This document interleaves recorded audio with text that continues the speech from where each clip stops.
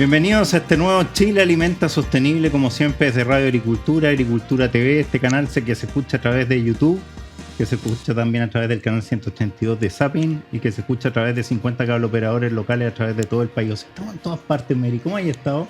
Muy bien, aquí contenta de una noche más hablando de este Chile que alimenta sostenible en un programa hoy día bastante ligado al cambio climático. Vamos a hablar de agua, vamos a hablar de clima y vamos a hablar de formas que se han ido adaptando a esta nueva realidad de Chile y del mundo. Así que interesantes conversaciones vamos a tener hoy día. Lo vivimos ese fin de semana corto, el 1, ¿no es cierto?, de noviembre, que tuvimos una lluvia en el Estadio Nacional. Te vi ahí en el estadio. Así yo también estaba ahí. Alentando a los atletas chilenos y al atleta. Fuimos a ver a Martina Bay, que además ganó ahí el oro, así que orgullosa. Qué espectacular, tremenda carrera que hizo. Bueno, igual que esta carrera contra la situación del cambio climático y la falta de agua que viven los agricultores constantemente en nuestro país, para hacer una analogía.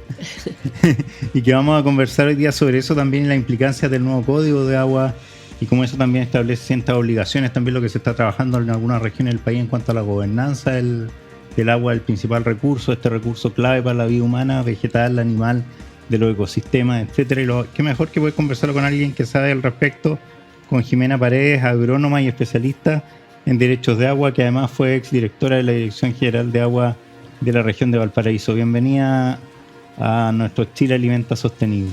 Muchas gracias, buenas noches. Encantada y un placer.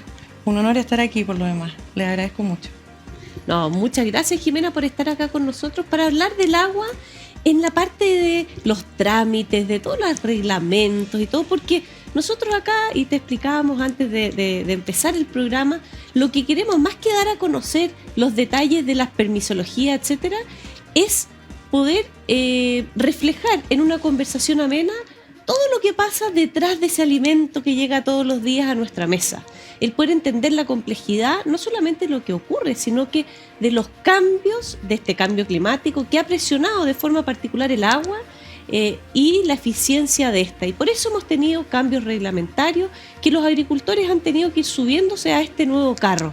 Primero que nada, cuéntanos de tu experiencia trabajando en la DGA y cómo durante todo este tiempo, DGA y ahora de forma particular, has visto que el tema del agua ha cambiado, los agricultores han ido entrando en este desafío y subiéndose a este carro. Primero que nada, ¿cómo ha sido tu experiencia en el sector público-privado? Y después, ¿cómo ves que esto ha sido un movilizador para los agricultores de forma particular? Bueno, intentaremos hacerlo simple. Mira, que el tema del agua, y lo digo en primera persona, a lo mejor es un buen ejemplo, no por la autorreferencia, sino que yo entré a la Dirección Regional de Aguas de la región de Valparaíso en primera instancia y finalicé mi carrera pública en el nivel central aquí en la DGA, el MOP central. Pero cuando yo entré el año 99, la verdad que le debo todo al sector público, no sabía nada de aguas. Y en general, nosotros incluso los que estamos en el agro, que yo soy agrónoma de profesión, sabemos bastante poco y la gente también, con mayor razón, no tiene por qué saber. A pesar de que la legislación es pública y se entiende y se supone una obligación de los chilenos conocerla, es un tema bastante árido, ¿no? La legislación chilena además tiene particularidades bastante especiales. Nuestro Código de Aguas, vigente desde el año 81, hizo condiciones bien especiales para la administración del recurso en nuestro país, separando la propiedad de la tierra respecto de la del agua, para simplificar un poco, privatizándola de algún modo, o de bastante modo, digamos.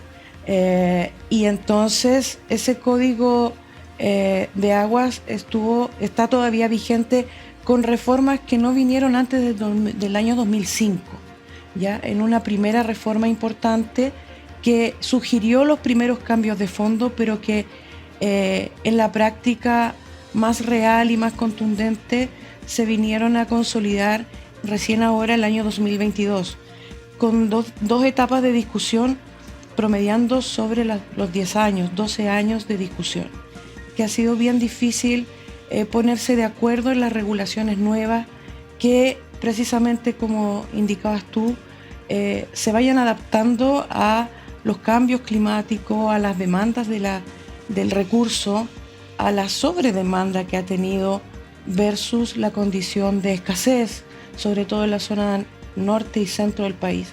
Y teniendo en consideración también que aporta una complicación especial que nuestro país es tan diverso, ¿no? Que son casi 3 en 1 en la zona norte, centro y sur, con acentos por lo tanto en aguas subterráneas, para generalizar, en importancia y en disponibilidad o en posibilidad de explotación primaria, y en aguas superficiales en la zona sur. Entonces, lo que ocurrió es que efectivamente el año 2022 recién la norma pone un poquitito más de líneas más contundentes a algunos cambios importantes respecto de la ley del año 81.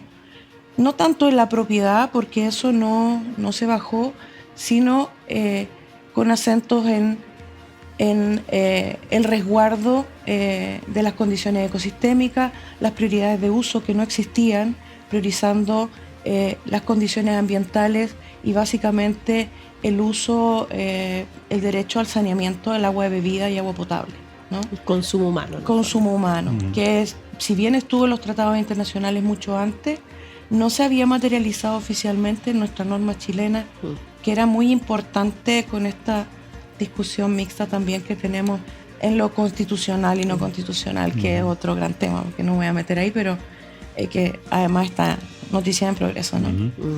Y uno ve que en la práctica, con o sin código, ¿no es cierto?, hay ciertas cosas que se van regulando por su propia naturaleza, y uno ve que cada vez que falta agua, la propia, en la cuenca del río Aconcagua, por ejemplo, como la DGA de alguna manera interviene también y va solicitando también a los agricultores ceder parte de sus derechos cuando hay una situación de emergencia hídrica. O uno ve también cuando los agricultores se van autorregulando, ¿no es cierto?, y entregando menos a cada uno de manera proporcional cuando no existe el agua, o a veces incluso no entregando el agua y permitiendo que pase para mantener un mínimo, ¿no es cierto?, cuando no llueve en absoluto. Situaciones que uno ve en la práctica. ¿Qué obligaciones nuevas ha venido a traer este código? Entiendo que hay un tema con las inscripciones también, que se dio un plazo adicional, hay inscripciones de derechos de agua subterráneas y derechos de aguas superficiales, son dos procesos distintos, son el mismo. Cuéntanos un poco, explícanos todo este tema, que de repente los agricultores se pueden ir ahogando en estos detalles de las inscripciones. Sí, a ver, bueno... ahogando es bien paradójico, ¿eh? Dentro del tema de poca agua pero bueno, hoy en día ha llovido un poco más desde la quinta región al sur, ¿no es cierto? Pero en la región de Coquimbo nada, pero ¿qué puede estar pasando hoy en día? Sí, mira, más allá de la escasez y las condiciones de emergencia que tú mencionabas, que no tienen que ver necesariamente con cesión de derechos, sino más bien con condiciones de turno, ¿ya? De prorrata, que siempre estuvieron como facultad en la autoridad, que nada más que se han hecho más visibles o se han practicado un poquitito más por fuerza mayor, que así ha tenido que hacer, ¿ya? Con relación a los cambios normativos, respecto de la obligación de los derechos inscritos, la verdad que también siempre estuvo. Lo que puso la norma del año 2022 fueron algunos plazos perentorios, ¿ya?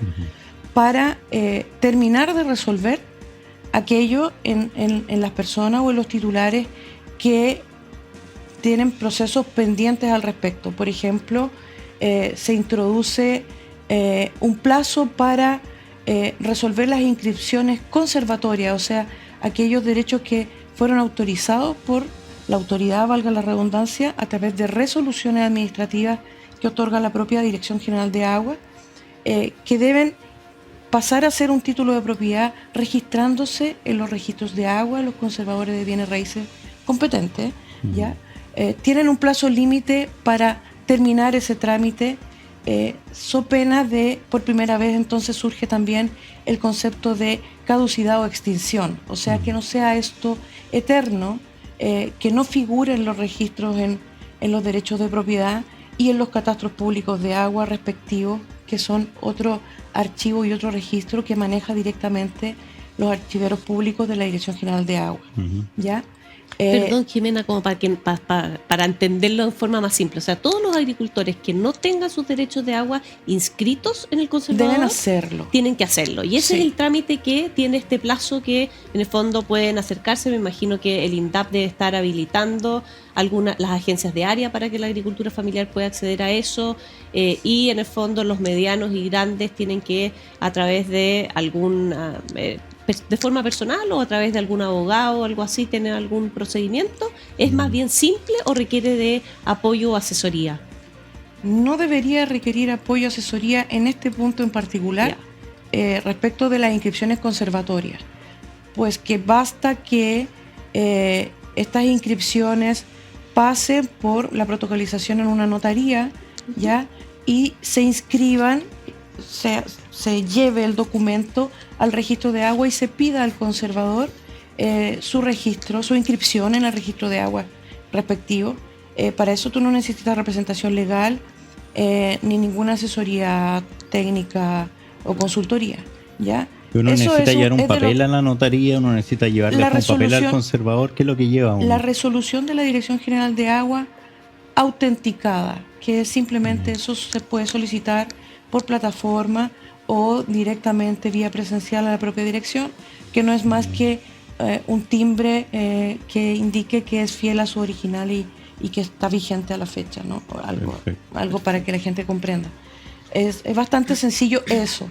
Ya cuando se trata de derechos de aprovechamiento del catastro público de agua, tampoco necesita una representación especial.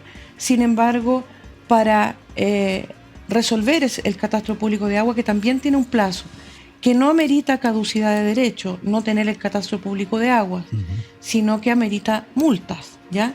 Todos estos plazos se habían puesto el año 2022 a el 2023, en algunas fechas para no entrar en detalle, del año 2023, y con una reforma complementaria que se hizo este mismo año, se aplazaron estos plazos para el año 2025 como fecha máxima, ¿ya? Perfecto. El catastro público de agua es otro proceso que se hace por las plataformas disponibles en la página web de la DGA, y quizás tienen un poquitito más de complejidad en el sentido de que hay que acompañar toda la cadena de títulos hacia atrás, la cadena de transferencia hasta llegar al título original y subir todos estos documentos de manera digital a la plataforma para solicitar este catastro. También tiene la dificultad de que la dirección está un poquito demorada con esto porque ha tenido una demanda que ha quintuplicado, si invento creo que no me quedo corta con esa cifra, a propósito de esta obligación ya con plazo, y por lo tanto entre el año 2022 y 2023 el servicio se ha ido rearmando y contratando gente y refuerzos para poder responder a esta demanda. Entonces los plazos están un poquitito más esa es la razón por la que se amplió el plazo, ¿no es cierto? Se amplió el plazo, claro, por la imposibilidad tanto para los titulares de reaccionar a tiempo y tanto para la autoridad como para resolver esto satisfactoriamente para la gente. Perfecto. Es lo que yo presumo que es de sentido común. No es que yo esté adentro tomando esas decisiones, pero imagino que así fue.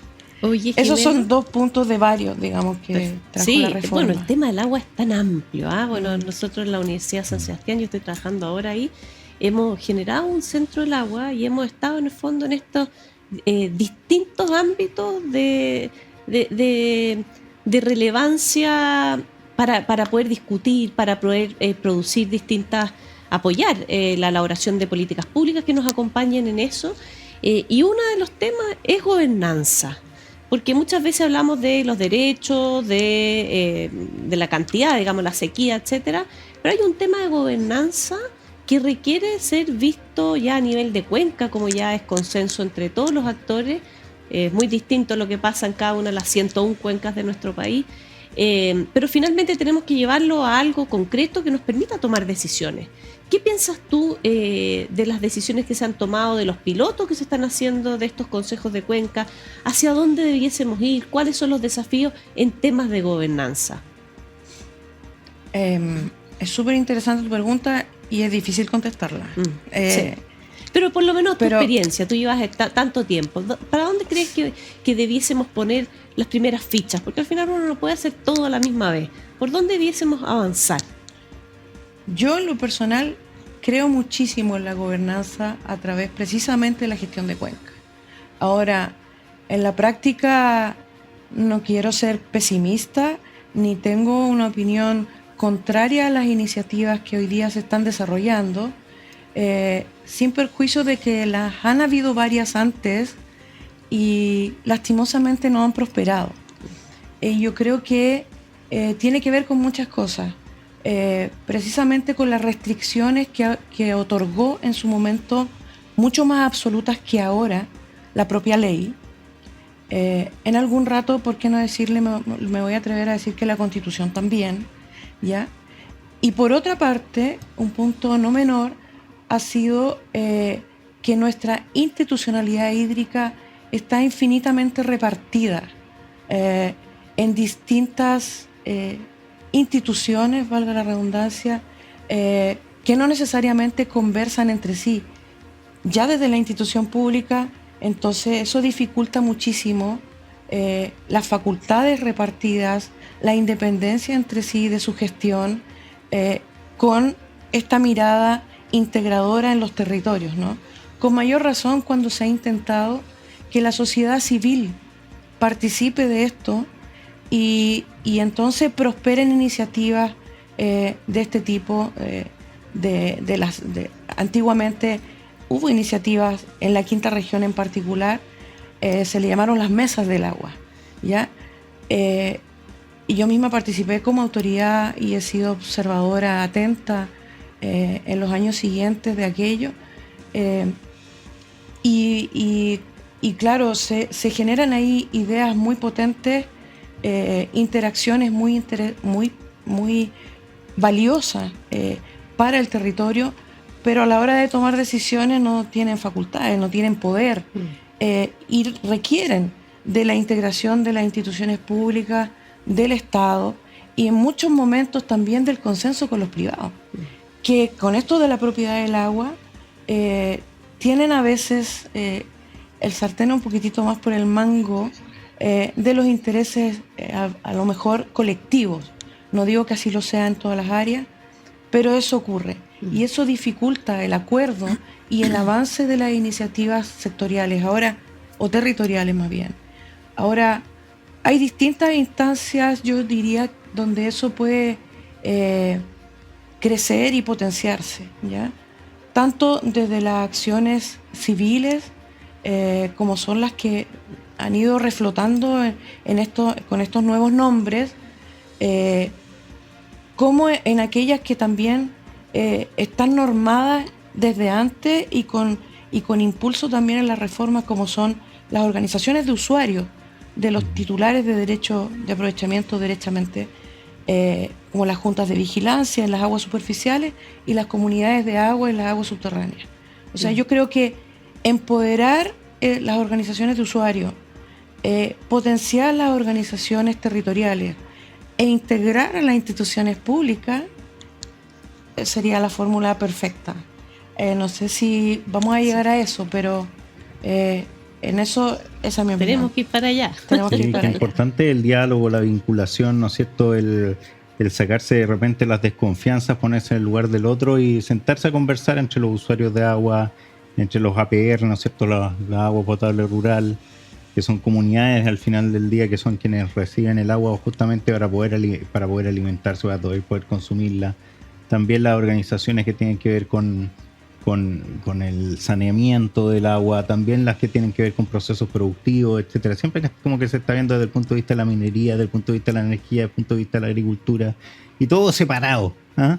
Juntémonos a conversar, exacto. Sentémonos, hay un montón de instancias. La semana pasada estuvimos en Enagro justamente, y el presidente de la SNA hablaba de esto de la chupalla y el casco, o sea, de unirse entre los que los mineros y los agricultores pudieran tener también algunas visiones en común y no siempre cada uno por separado, y así con cada uno de los sectores. Es tan importante poder ir aportando al diálogo y es lo que queremos hacer también desde nuestro programa. Te queremos agradecer, Jimena, por haber participado el día de hoy. Se nos ha hecho cortita la entrevista, viene otra muy interesante y esperamos más adelante poder conversar nuevamente sobre estos interesantes temas y que tenga un muy buen regreso a la región de Valparaíso. Agradecida nuevamente, pues. Muy buenas Ambos. noches, Jimena. Muy interesante. Un gusto tenerte Buenas por noches. acá. Muchas gracias. Vamos a una pausa y estamos de vuelta con otro interesante entrevistado. Agricultura TV.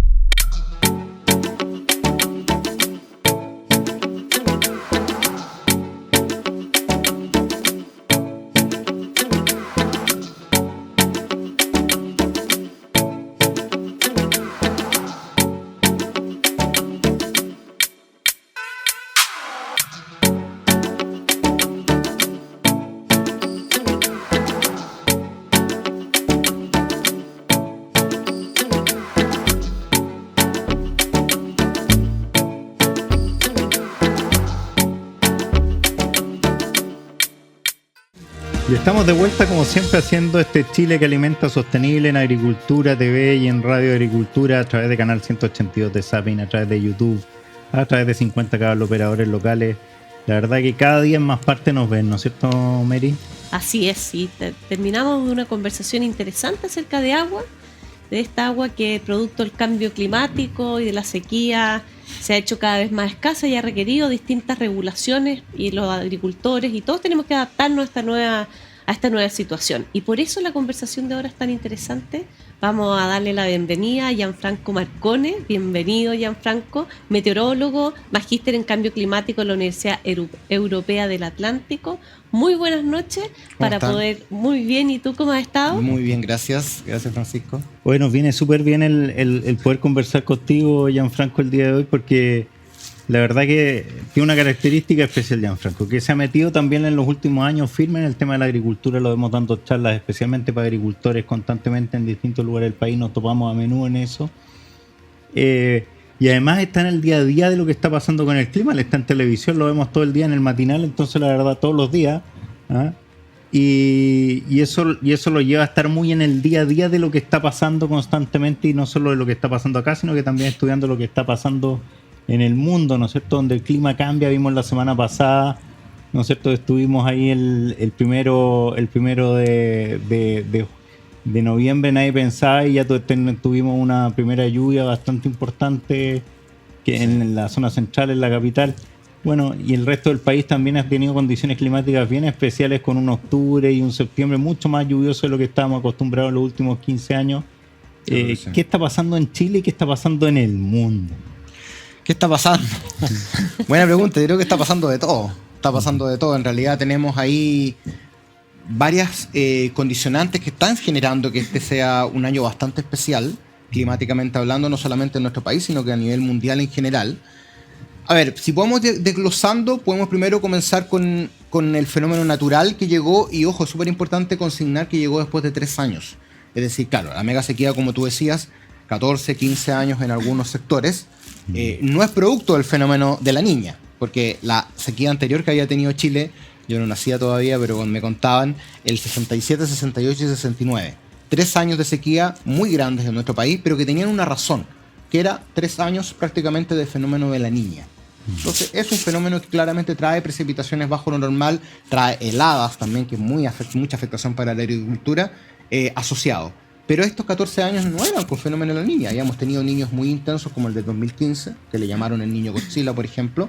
Pero sí, los últimos 3 años habían sido con fenómeno de la Niña. Hasta que llegó un fenómeno del niño que finalmente podríamos decir que se puso los pantalones. Hizo la pega como es del fenómeno del niño, que es un año normal o sobre lo normal. Algunas ciudades, por ejemplo, como Curicó, que es una ciudad muy agrícola, sobre lo normal. Y Santiago está a 1 milímetro. Es decir, después de la lluvia de ayer estamos a 1 milímetro de llegar a la normalidad. Pero también ahí viene la pregunta, ¿cuál es la normalidad de hoy? ¿En la misma normalidad de los niños de los años 80 y 90? Y ahí está un poquito la afectación que ha tenido la zona central, la zona centro-sur de Chile. Hoy en día, en Santiago, por ejemplo, literalmente caen 70 milímetros menos que con lo que caían en los años 80. 70 milímetros menos que hemos ido perdiendo a lo largo de los años. Entonces, esa normalidad que estamos a 1 milímetro de hoy es en base a lo de hoy, en base a los 70 milímetros menos.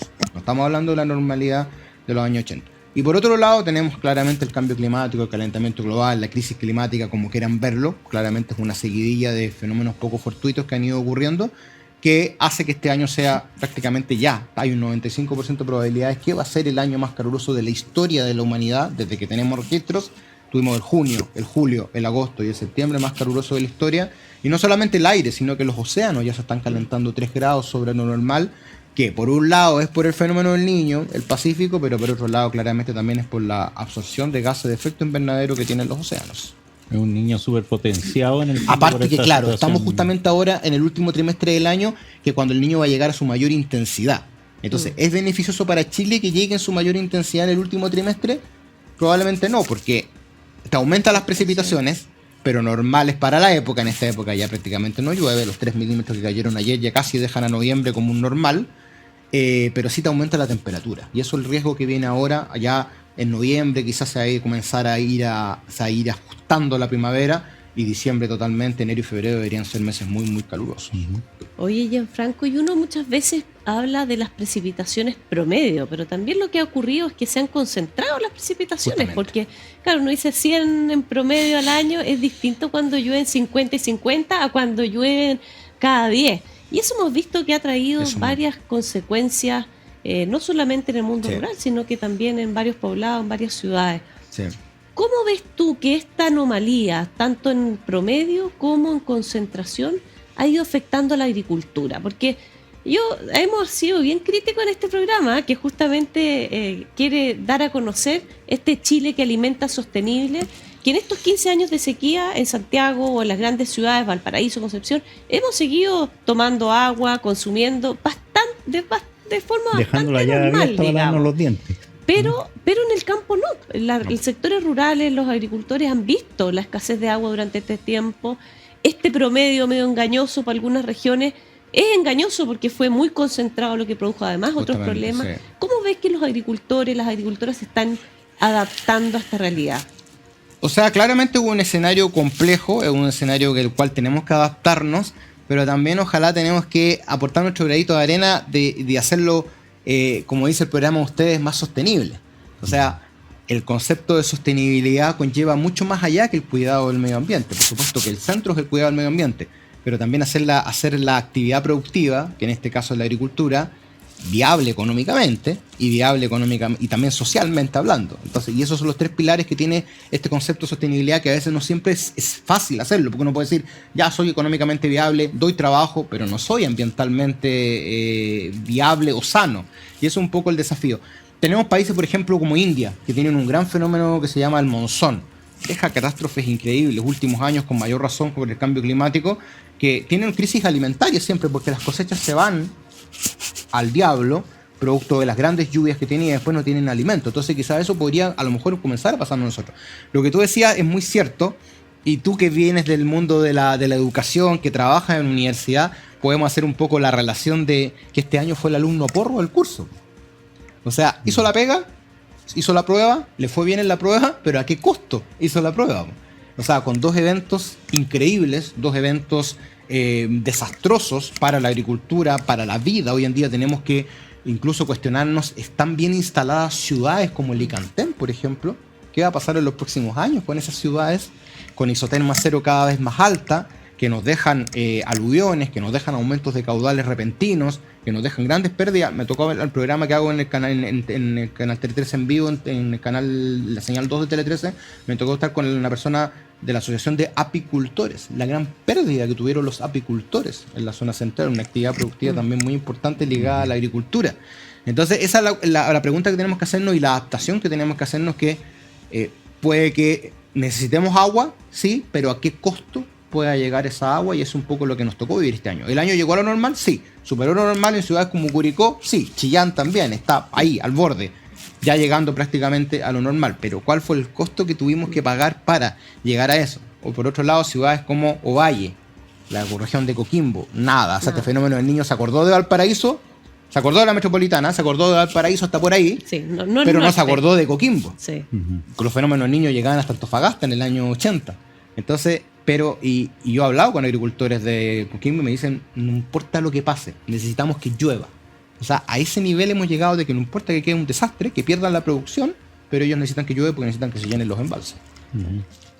Oye, Gianfranco, y aquí hay todo un tema que tiene que ver con la coherencia. Cuando uno habla, a mí me pasa cuando asesoro a los agricultores en temas comunicacionales, normalmente les digo, sí, está bien comunicar, pero tú para poder comunicar acertadamente, primero tienes que ser coherente entre lo que haces y lo que dices.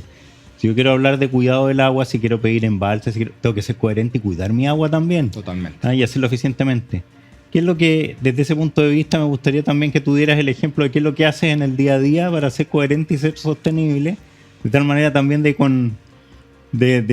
poder salir a hablarle a los agricultores cuando das tu charla o cuando sales en televisión a tanta gente con coherencia respecto de lo que tú eres efectivamente. Sí, es súper importante eso, Francisco, y te agradezco la pregunta porque, claro, muchas personas pueden hablar de cambio climático, de cuidado del medio ambiente, pero creo yo que todo parte por casa. Ya, o sea, si tú no muestras o si tú no generas una conciencia desde el punto de vista de la experiencia, probablemente es más difícil. Pueden decir, oye, este tipo de qué está hablando si él contamina más que cualquiera. Entonces el trabajo un poco, claro, que yo he estado haciendo los últimos 5 o 6 años más o menos, muy potenciado en la pandemia, quizás por un tema más de disponibilidad de tiempo, que estás más en la casa, a pesar de que yo nunca dejé de salir, siempre tuve que ir al canal, pero sí tenía mucho más tiempo disponible. Y ahí comenzamos a implementar en mi casa una serie de prácticas sustentables que, ojo, no son fáciles. O sea, no son fáciles. O sea, yo estoy a punto de tener casi la maleta afuera de la casa. Este tipo está loco, ándate de acá, déjanos nosotros como estamos. Pero bueno, se fue implementando de a poco, se fue aprendiendo de a poco, porque es muy distinto de, pensando que este fuera un vaso de plástico, de tener que tomarte el café y tirar el vaso en cualquier lado. Después nos pusimos un poquito más fino y lo echamos en esas bolsas llamadas bolsas de basura, que también es un problema gigante, a tener que lavarlo, a tener que aplastarlo, a tener que llevarlo a un punto limpio, que no te lo reciben en todos lados. Bueno, ahora con la ley REP, ojalá que eso comience a cambiar un poco también. Y tenés que tener una serie de actividades diarias que no tenías antes, y hoy en día sí las tienes que hacer.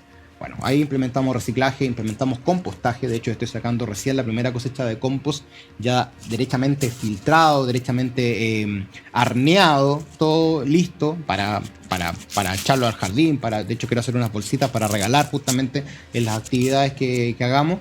Energía solar, que hoy algo que en general sé que todavía no es para todos, lamentablemente. Ojalá sea para todos.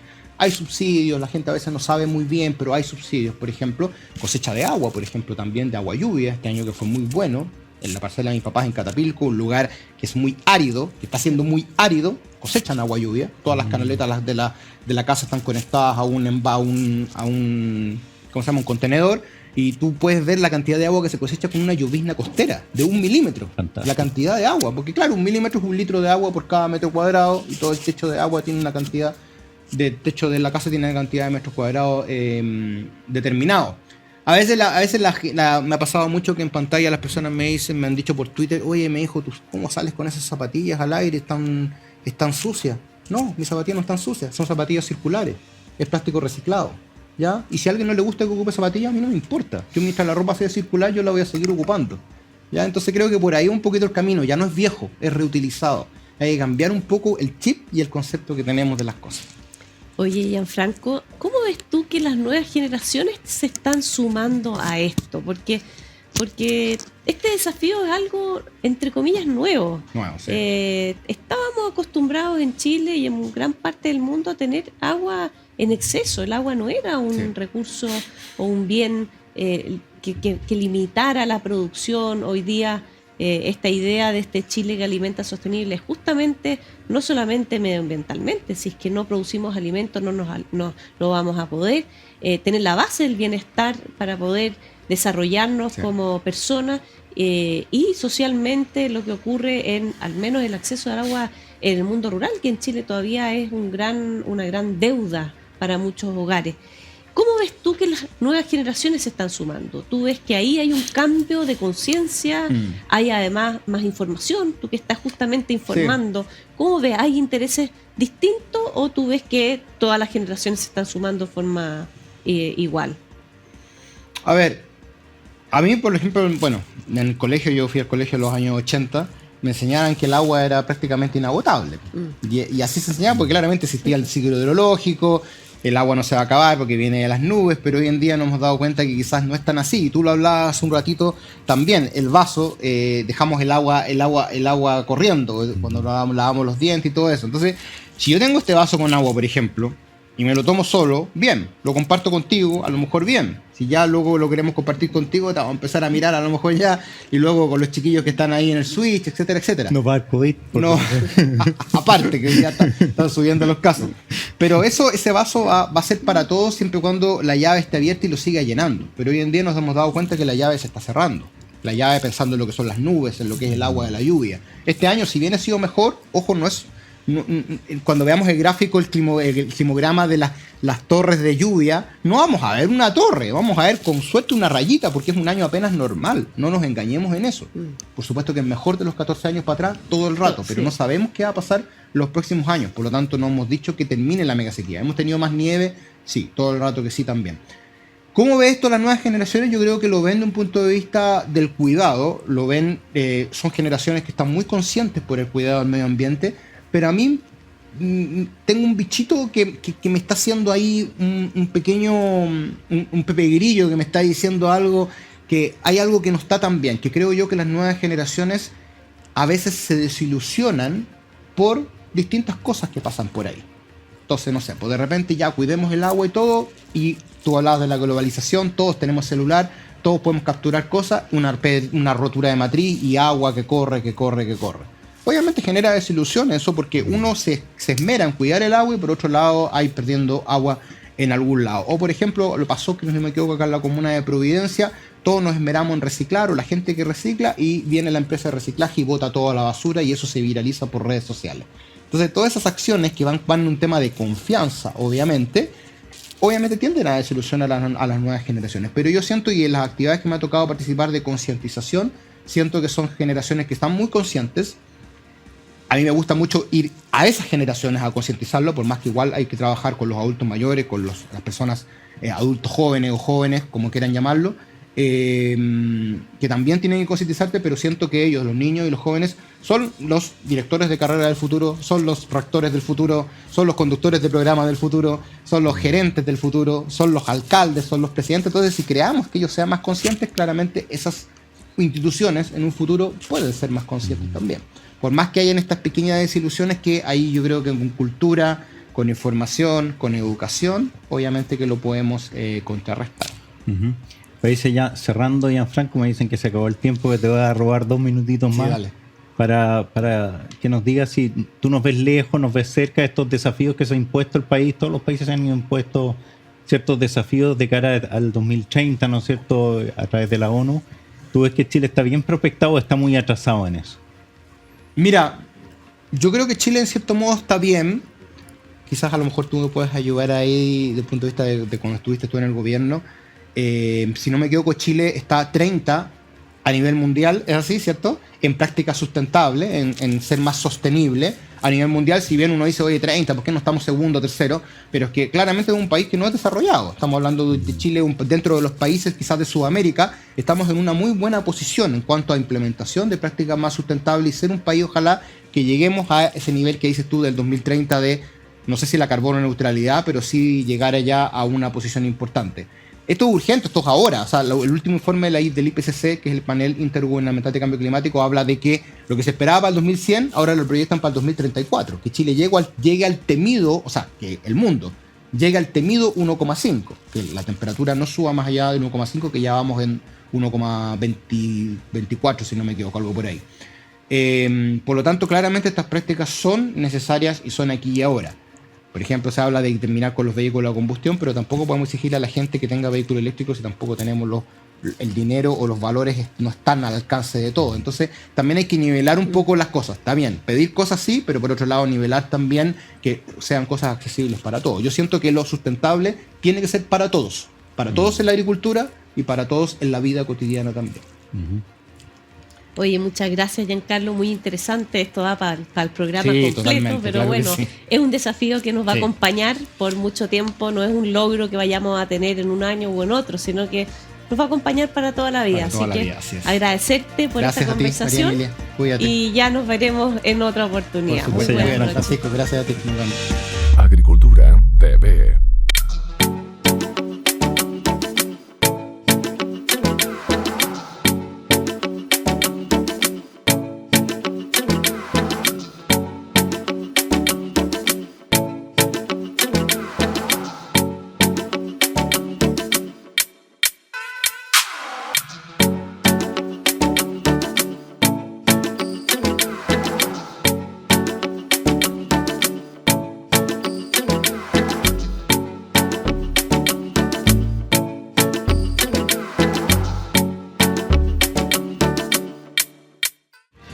Y estamos de vuelta con el tercer entrevistado en este día de hoy, con este programa que, como lo definimos al inicio, María Emilia, es un programa coherente, ¿no es cierto? Porque el día de hoy es muy sostenible, el programa muy sostenible, además muy coherente con lo que decimos, ¿no es cierto?, en este Chile que alimenta sostenible, y que primero hablamos del agua, hablamos de su normativa también, hablamos de lo que se requiere en cuanto a la gestión y lo que se requiere también en cuanto a la gobernanza para tener una agricultura sostenible en base a un manejo del agua más razonable. Y luego pudimos conversar con Gianfranco Marcone también sobre lo que está ocurriendo en Chile, lo que está ocurriendo en el mundo con el clima y cómo ser también más sostenible en el día a día, tanto los agricultores como también el consumidor, la persona de pie desde la ciudad y con el ejemplo personal de él.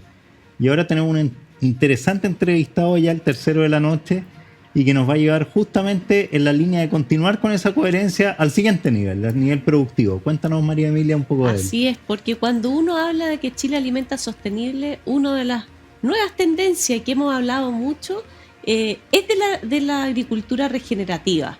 Y poder entender un poco más qué es la agricultura regenerativa, que es una de las formas de producción sostenible. Tenemos varias, pero queremos hacer un foco en esta agricultura regenerativa y para eso convidamos a Tomás de la Fuente, ingeniero agrónomo de la Universidad Mayor, que hoy día está trabajando como socio de Alimentos Manada, ya no es solamente Carnes Manada, que es justamente una empresa que está trabajando con agricultura regenerativa. Muy buenas noches, Tomás, bienvenido a este Chile Alimenta Sostenible y estamos muy ansiosos de que nos cuentes en qué están haciendo y quizás para empezar, ¿qué es lo que es la agricultura regenerativa? Para que quienes nos están escuchando sepan qué significa la agricultura regenerativa cuando hablamos de ello.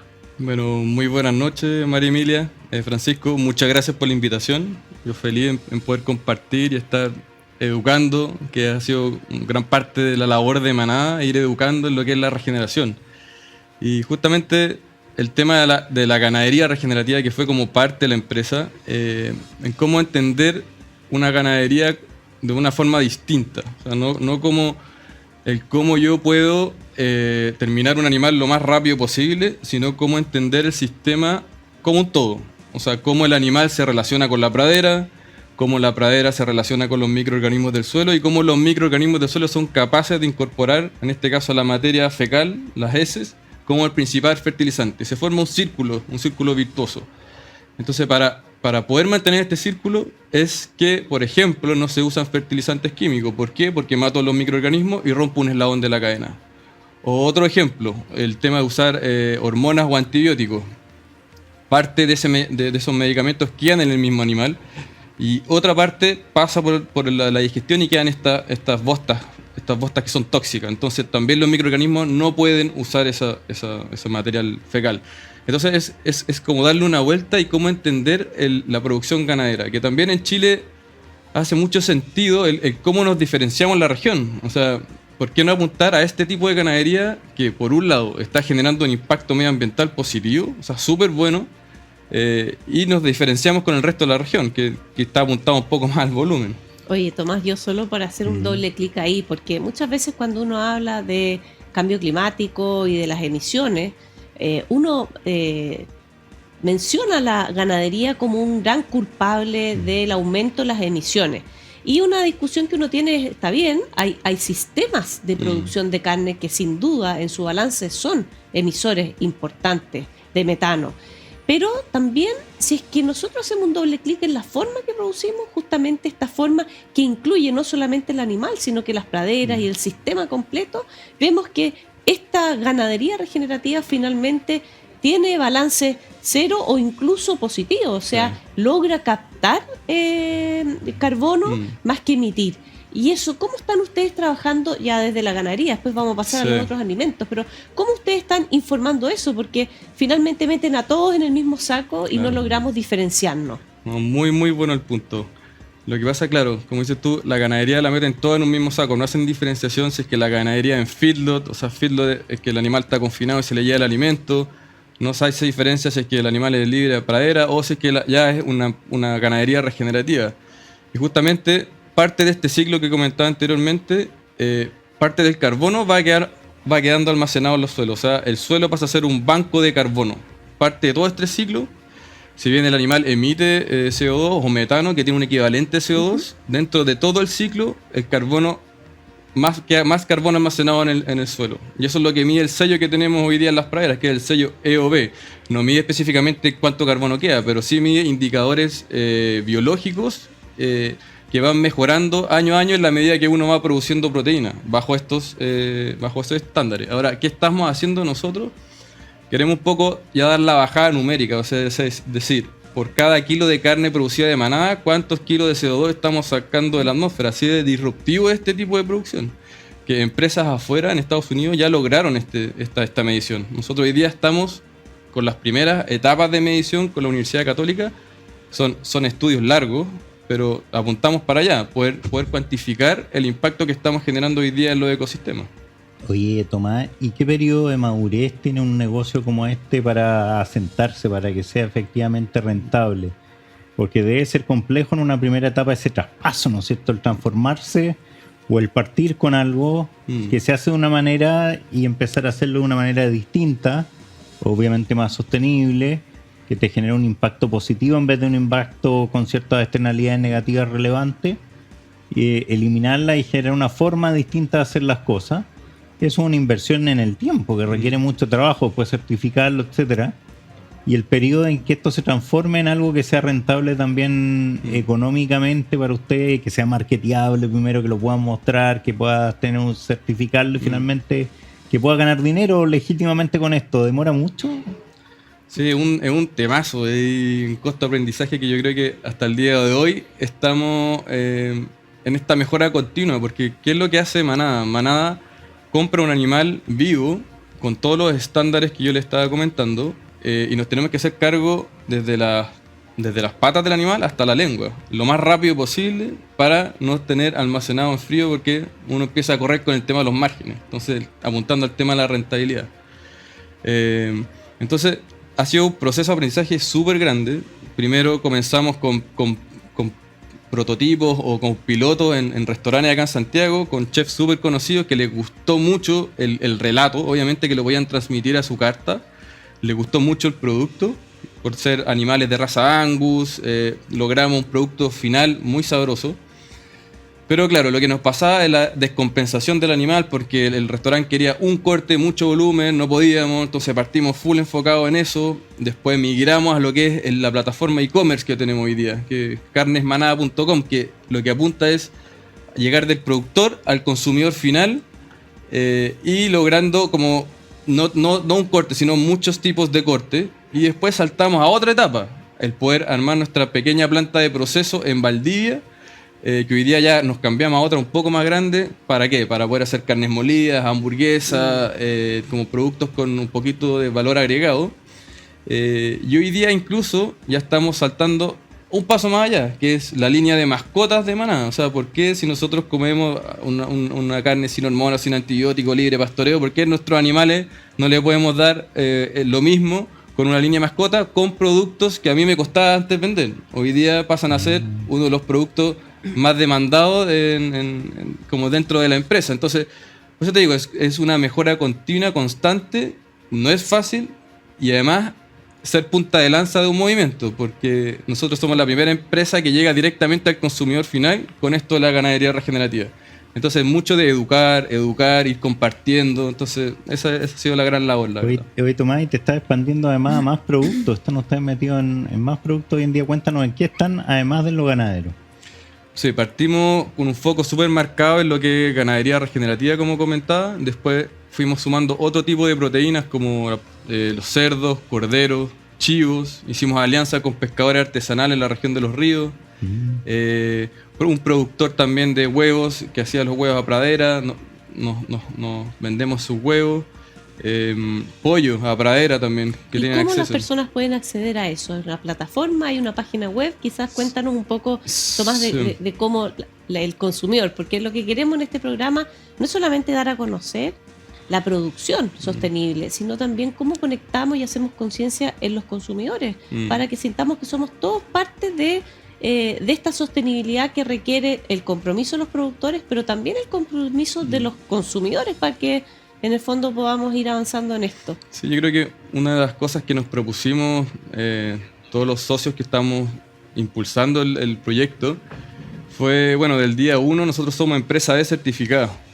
O sea, estamos conscientes que estamos creando un proyecto que va más allá de generar utilidades, sino que queremos generar estos impactos medioambientales que les comentaba, pero también impactos sociales. Estamos trabajando con hartos pequeños productores y, bueno, no estamos certificados Comercio Justo, pero nos basamos en Comercio Justo para pagar una diferencia de precios versus la alternativa de venta para que otros productores quieran hacer este cambio de switch y se metan dentro de este proyecto. Entonces, eso por un lado quería comentarlo. Y cómo llegar, quisimos también estrechar esta llegada del productor al consumidor final con este producto más natural, saludable, y por eso se creó esta plataforma e-commerce que es carnesmanada.com, o también a través de redes sociales que es @manadachile. Esas son como las vías que el consumidor final tiene para informarse, para comprar, y también esta comunicación que tenemos con el consumidor final es súper cercana, tanto así que nos ha llevado a desarrollar productos que nos recomiendan las mismas personas. Entonces, oye, ¿por qué no hacen esto? Claro, hamburguesa, por ejemplo, con interiores, porque no sé, en Estados Unidos está haciendo tendencia por el consumo interior, pero no es tan rico comerse el interior solo, entonces ¿por qué no mezclarlo con una hamburguesa? Entonces, o escalopas libres de gluten, gente que no, nosotros la escalopa, por favor hagan algo sin gluten, escalopa libre sin gluten, o el tema de los caldos de hueso, que ha sido un boom, y ha sido un problema también constante en la empresa, porque cuando se genera mucho volumen de hueso, ¿qué hacemos con los huesos? Entonces, reinventar, y ahora también tenemos este producto que también es muy muy bueno, que es el tema de los caldos de hueso. ¿En qué posición, para ir cerrando, en qué posición está Chile en este esquema de la producción, ¿no es cierto?, sostenible, regenerativa, ¿no es cierto?, a través de empresas como Alimentos Manada? ¿En qué lugar está en el mundo? ¿Hay lugares que están más avanzados? ¿Hay algún país que eventualmente sea referente para ustedes? Sí, nosotros como referentes seguimos mucho Estados Unidos, varias empresas que ya llevan harto tiempo en esto, los que comentaba ya lograron esta bajada numérica del tema del carbono, tanto así que tienen un sello puesto en su producto, que nosotros queremos apuntar a eso.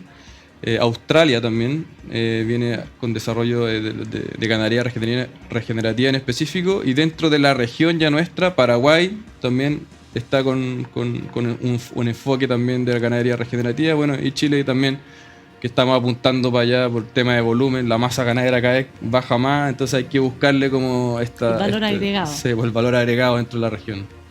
Y si el valor agregado puede significar producir de una manera más sostenible, mejor aún, ¿no es cierto? Así es. Oye, Tomás, te queríamos agradecer.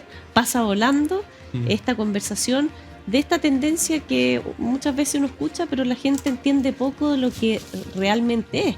Y el esfuerzo también que implica para los agricultores, los ganaderos, de transformar sus prácticas a prácticas que incorporan los desafíos actuales, que sin duda es el climático, pero nunca dejando de lado el impacto social y económico, que al final es esta sostenibilidad que buscamos todos. Así que te damos las gracias por esta conversación.